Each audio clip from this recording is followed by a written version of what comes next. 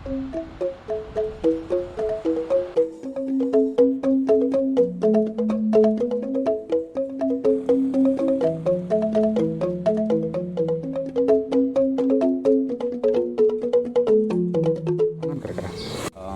di awal sangat sulit, ada kadang-kadang mereka pesimis, mungkin ini paling hangat-hangat ayam, paling hanya sebentar, seperti itulah kesan masyarakat. Dan mereka juga membandingkan dengan desa sebelah atau teman mereka dari desa lain yang mengatakan bahwa di desa mereka sampahnya belum terpilah. Masalah sampah sepertinya akan terus membayangi Provinsi Bali. Keberadaan sampah ini telah menjadi masalah klasik dari dulu hingga sekarang. Keberadaan sampah belum juga bisa teratasi secara komprehensif. Diperlukan kesadaran bersama dan ketegasan dari para pemimpin daerah untuk membiasakan setiap keluarga di Bali untuk membudayakan memilah sampah dari sumber atau dari tingkat keluarga. Menanamkan kebiasaan ini tentunya tidak mudah tapi bisa dilakukan. Seperti halnya yang telah dilakukan di Desa Temesi Kabupaten Gianyar. Desa Temesi yang juga merupakan tempat pembuangan akhir sampah Kabupaten Gianyar ini, kini nyaris 100% warganya telah mampu memilah sampah menjadi 3 bagian, yakni sampah organik, anorganik dan sampah residu. Keberhasilan ini tentunya tidak mudah diraih, diperlukan 1 tahun upaya penyadaran tak kenal lelah terus-menerus. Keberhasilan ini juga tak terlepas dari gaya kepemimpinan perbekal Desa Temesi Ketut Branayoga, yang dengan tegas mengedukasi warganya untuk memilah sampah dengan segala resiko politiknya. Seperti apa perjuangan perbekal Desa Temesi ini untuk membudayakan memilah sampah bagi warganya? Mari ikuti laporan kami.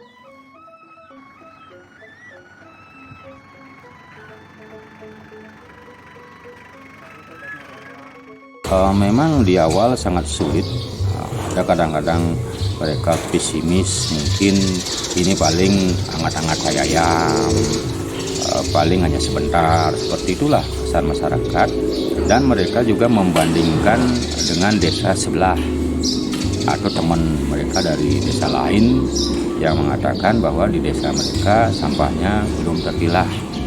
Nah, dari sana timbul lagi permasalahan baru bagi kita, pengaruh-pengaruh desa lain yang tidak terpilah lah, yang juga melemahkan masyarakat kami. Tetapi dengan aturan yang begitu tegas, tidak terpilah, tidak dilayanilah, menjadi solusi yang terbaik bagi kami, dan solusi dengan jadwal yang terpisah, artinya hari yang berbeda.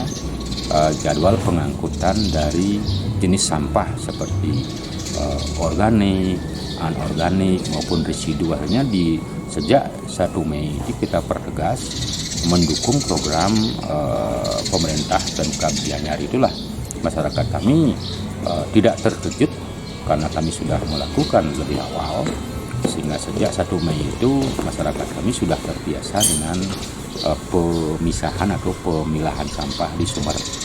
Ya, di awal memang seperti itu, kita juga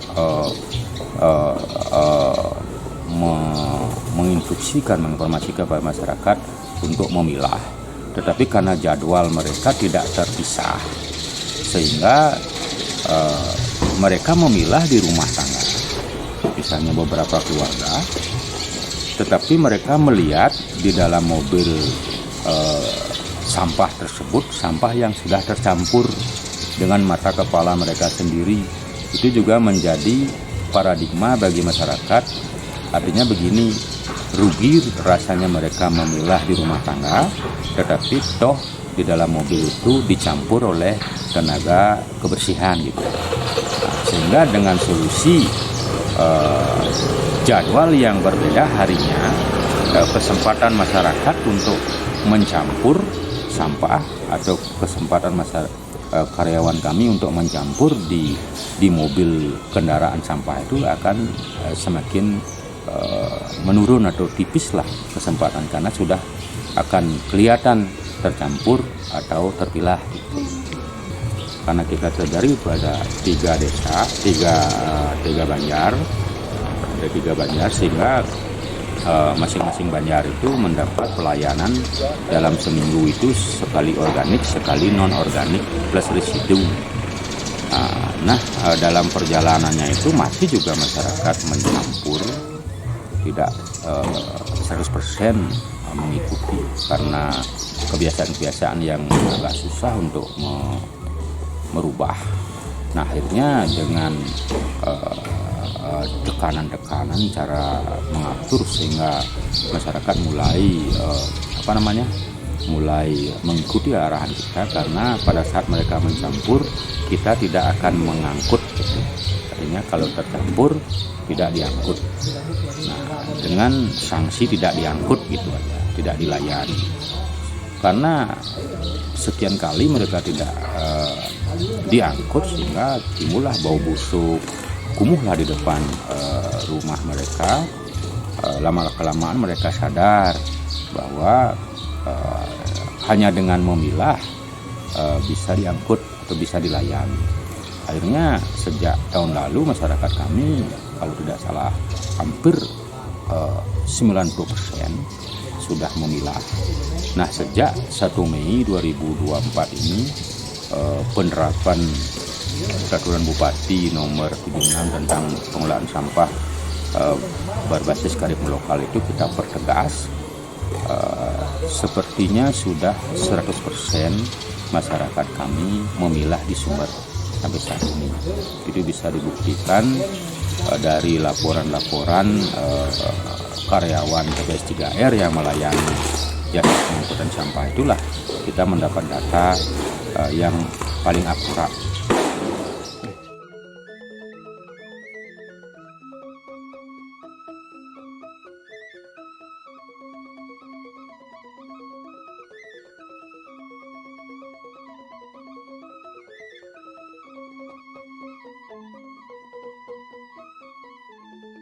Di TPS 3R Desa Temesi sampah organik dan plastik telah terpisah. Sampah organik ditambahkan molase sejenis zat fermentasi, mempercepat proses composting yang menyebabkan sampah organik tidak terlalu berbau, ditambahkan juga kotoran hewan. Selanjutnya kompos tersebut di-packing dijual ke masyarakat. Sampah organik telah selesai di tingkat TPS 3R Desa Temesi, tidak dibuang ke TPA.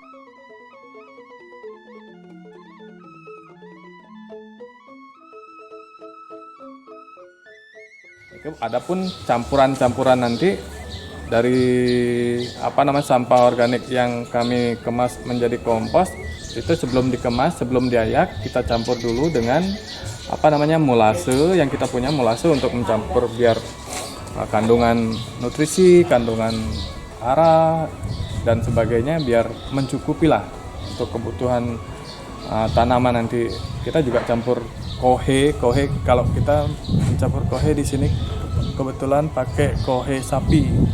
Kohe sapi kita dapat minta lah dari masyarakat, dari petani, dari.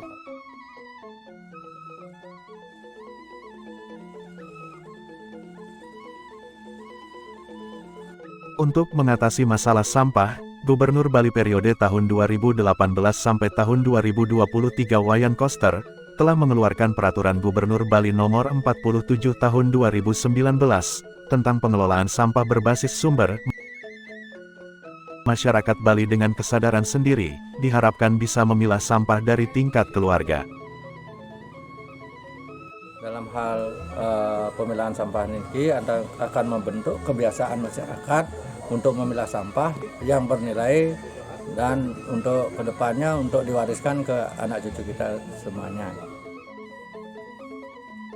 Upaya penyadaran, pembiasaan dan membudayakan memilah sampah ini diharapkan bisa menular ke kabupaten lainnya, sehingga TPA-TPA di Bali tidak overload dan tidak terus menambah lahan.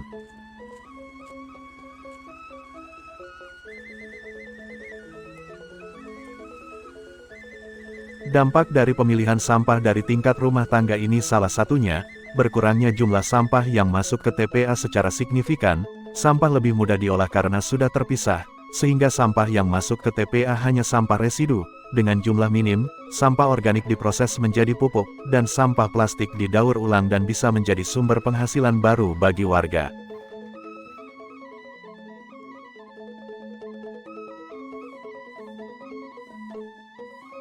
Mari, jadikan segalanya lebih baik.